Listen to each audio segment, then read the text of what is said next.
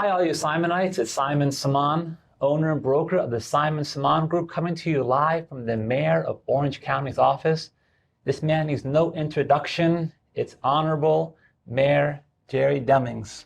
How you doing, sir? I'm doing well, Simon. Thank you very much. While I know that many people know me, there are many who do not. So hopefully today's conversation will allow those who don't know me to get to know me a little bit better. So thank you for inviting me to be part of the podcast today. Yeah, and thank you so much for your time. You know you're a very busy man, so we'll try to make this as quick as possible. Okay. So, first question, what's something that someone doesn't know about you that you can kind of share with the public? Believe it or not, a lot of people are not aware that I have a twin brother. My twin brother's name is Terry, and so we were Terry and Jerry, and my twin brother is about 30 minutes older than I am, and so we celebrated our birthdays here last month, about a month ago. Happy birthday. And at 64 years old, we've done a lot of living during that period of time. So am I talking to Terry or Jerry? You're talking to Jerry.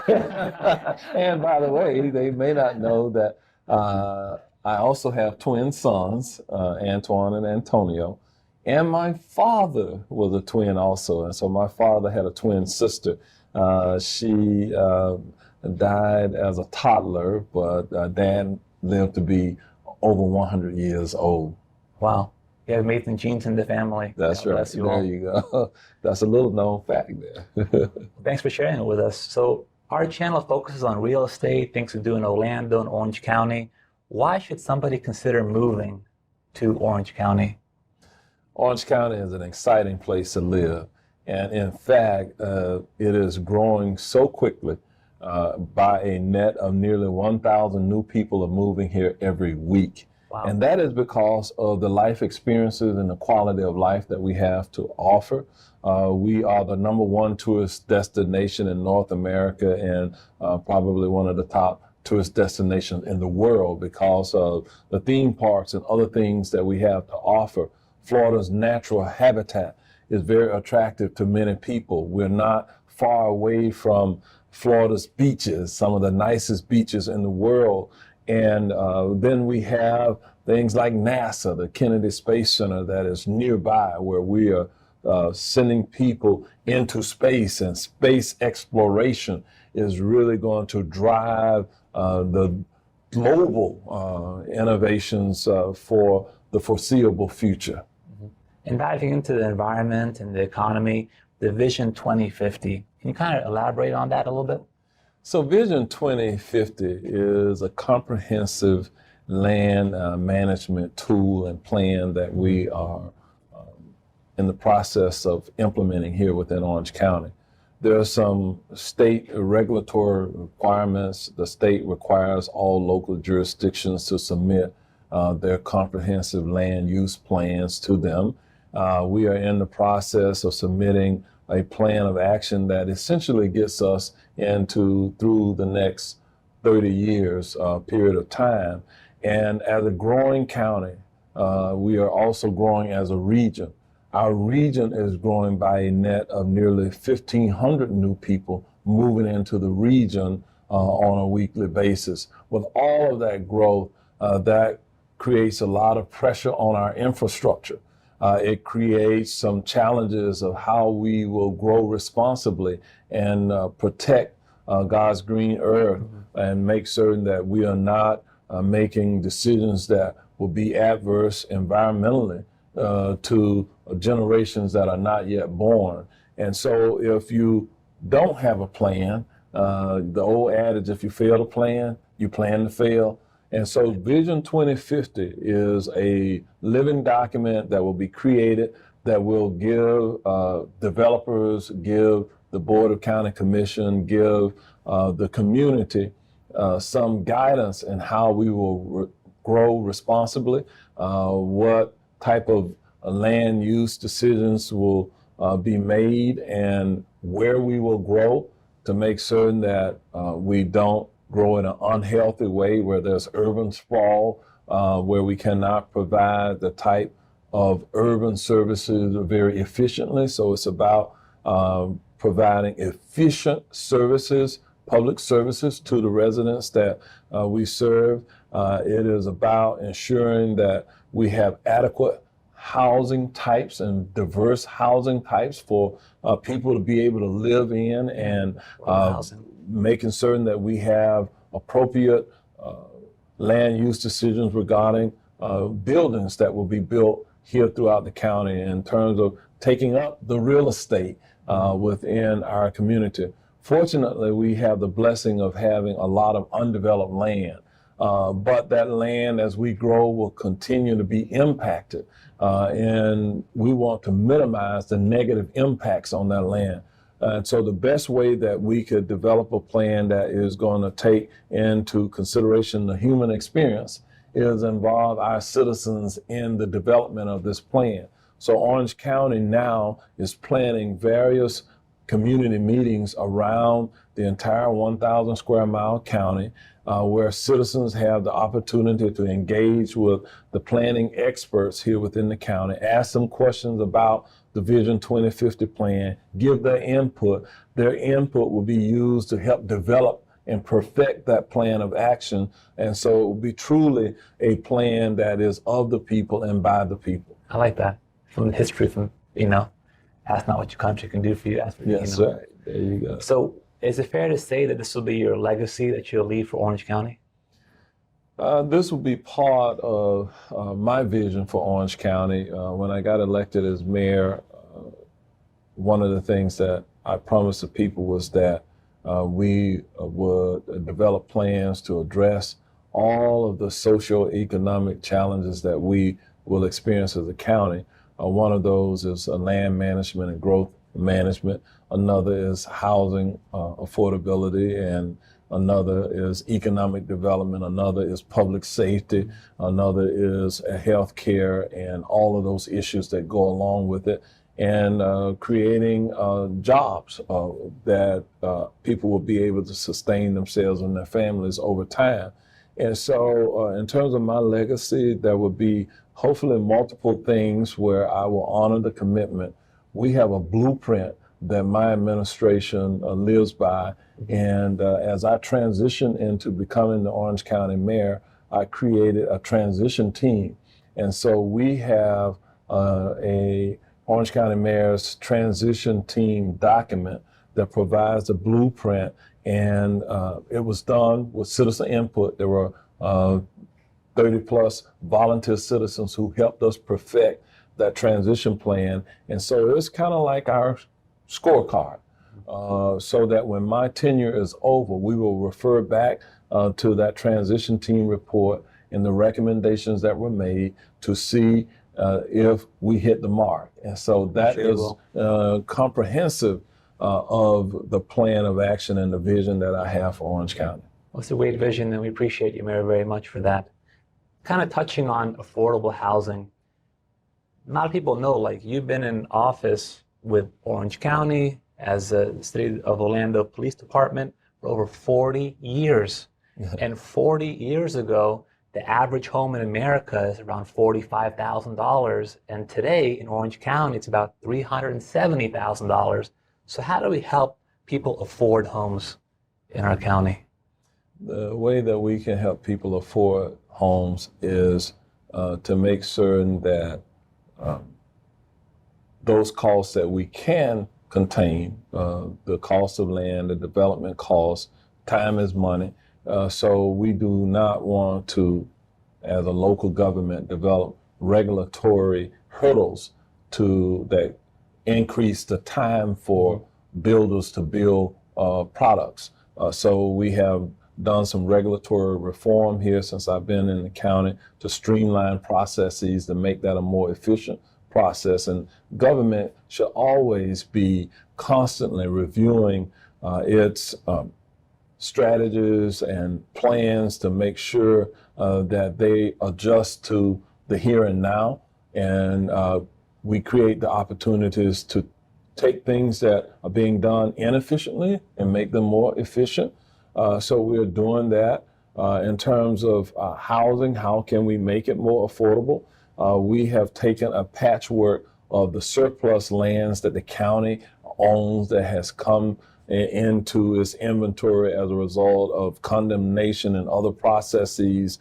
And we are utilizing that patchwork of lands, and we're submitting RFPs, requests for proposals, from nonprofits in the community to develop that land, where we put in the land with the promise that if we're putting in land, that the cost of the project then remains relatively low, and we want that housing stock to be more affordable as a result of that. One of the other things that we did, we created Orange County's first housing trust fund. Since I have been mayor, it was created in 2019, and it is a plan of action in which over a 10-year period of time, we're using county general fund dollars that's derived from ad valorem taxes on real estate, to use $10 million plus on an annual basis, and it escalates. So the first year we put in $10 million, the next year it grew by 10%, $11 million, et cetera. And over a 10-year period of time, we will have committed a minimum of $160 million into this trust fund that we will use to leverage that against private sector investment for housing development, as well as any other government dollars, including state funding that directed towards housing. And so we will use a combination of the public-private partnerships to create opportunities to build housing for senior citizens and other low-wage earners that is more affordable. In the 10-year period of time, our goal is to build an additional 30,000 additional affordable and attainable housing units in our county on top of what the normal market would have driven. But these properties will be at a more affordable or attainable rate than market rate housing within our community. And so I'm very proud of that because that is something that will serve as a model for other counties, and it's a legacy project that will outlive my tenure as mayor of Orange County. That's amazing. I mean, just to hear that, like helping families moving into homes, that pride of home ownership. That's why we love you so much as our mayor. Yeah. The other thing I would tell you, Simaan, is that we have to get the wages up in our community. Yes. In order to make housing more affordable for others, people need to make more money. Mm-hmm. And when I came in as Orange County mayor, one of the commitments that I made was that within a 2-year period of time, there would be no county employee that would make less than a living wage. At that time, when I came in 2018, a living wage was approximately $15 an hour. Within 2 years of being the mayor, we hit the mark. There are no county employees that make less than $15 an hour. In fact, we've seen the market make adjustments from our theme parks to others. They are all now paying above the $15 living wage at this time. People who are the housekeepers in our hotels are now making 18 plus bucks an hour. And so in a relatively short time, we have been able to work with our community, not make it a mandatory government imposed regulation, but it's one where our community and the business community has said in order to compete and do the right thing for the workers, they have made the adjustments. We're all competing for a workforce here within our community, and part of competing and appealing to the workers of today and tomorrow is the work environment, but also the wages and the benefits. They have to be competitive. And so we see a lot of competition for the limited workforce that we have. Yeah, you definitely hit the nail on the head, because the curve of homes values going up didn't follow the salaries going up over the years. So now we need to catch up with that so people can afford these homes. And I can definitely say in Orange County, the workers are really happy, because back in the day, when we used to reach Orange County fast track, it would take forever to get a response. Now I send an email, I get an email the same day, because you got happy employees working here in the building. Yeah, you mentioned 40 years ago, and ironically, I've been in public service now for 42 years, and I bought my first home in Orange County about 42 years ago, and I paid $35,900 for a 3-bedroom home in West Orange County, and so today you indicated that the average home prices are over $300,000+. But the wages have gone up during that same period of time. But the key is to make certain that we are providing options, diverse housing types for people to be able to live, whether they want to live in a small, tiny home to a mansion. We want to provide all of that. But the majority of the people in our community are middle wage earners, and we want to make certain that we have that middle income inventory, as well as those who are low wage earners. Those who are high wage earners who have high net worths, they can afford to live anywhere. Yeah, I agree.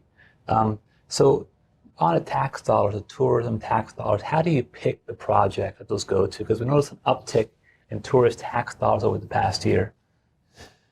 The tourist development tax is something that is allowed under Florida law. So it's codified in law about how and what you can use the dollars that's collected for. It's a tourist development tax. That means that tax is charged on people who stay in our hotels, the tourists. They pay a 6% tax, and the Florida law says that those dollars that are collected can be reinvested by the local government to help promote tourism. It's a tourist development tax. And so there are very specific things that we can use the money for under Florida law. Part of what we have used the dollars for over the 40-year existence of this tax is to build and maintain and expand the Orange County Convention Center that generates tourist development. We have used those dollars to expand, modify, and renovate the Camping World Stadium. You know, over the years, the name of the stadium has changed several times, but we have invested in that stadium because all of those bowl games, major concerts that occur, it brings a lot of economic activity into our area. We have used the tourist development tax to build a performing arts center here, one of the world-class amenities that we have.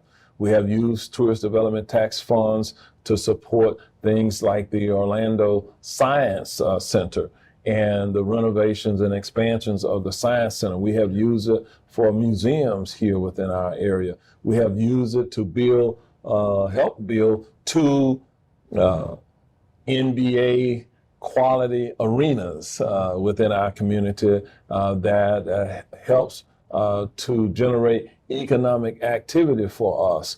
We have used it as a sports incentive fund to get World Cup soccer qualifying matches here, to get the NBA All-Star games here. We have used it to also get major football, collegiate football championship games here. We have used it to get NFL games here. We have used it to get Major League Soccer games here and other sporting events here. As a result of that, that creates job opportunities, entrepreneur opportunities for our community, and it creates opportunity for the average person to make money during any one of those major events. For example, at Camping World Stadium, there's a lot of vending that goes on. There are people who live in the neighborhoods around it, who park cars, who make money. Whenever we have a major convention that comes to town, sometimes, for example, a flooring convention, when they leave behind thousands of yards of carpet or flooring that is donated to nonprofits, to many religious institutions. They get the gift of the flooring for free. Wow. They have to install it, but they get the gift of the flooring for free. Because of the tremendous amount of food that is generated by the different activities at the convention center, we use the food that is left over to support Second Harvest Food Bank and help to deal with the food insufficiency challenges that we may have as a growing community. So the convention center benefits us in a lot of different ways. And so the tourist development tax is that vehicle that allows us to do all of those things that I just talked about. That's how you keep the momentum going. That's correct. It is, the tourism industry here is a $75 billion a year industry. And so there's probably not many communities around the world who wouldn't like to have a $75 billion annual economic engine and within the community. And that is just one industry. Of course, we have other industries that are here within our community that help to generate the total economy that we enjoy. Well, speaking about engines, Brightline, what's that going to do to change the transportation in Central Florida and Orange County? As a growing community, we grow in some ways that may not be perceived as positive. Traffic congestion is a byproduct of a growing community. Okay, with the Interstate 4 system, if we depend solely on one mode of transportation to move around all of the people that are moving here and all of the people who are visiting here, in 2022 we had 74 million people visit us.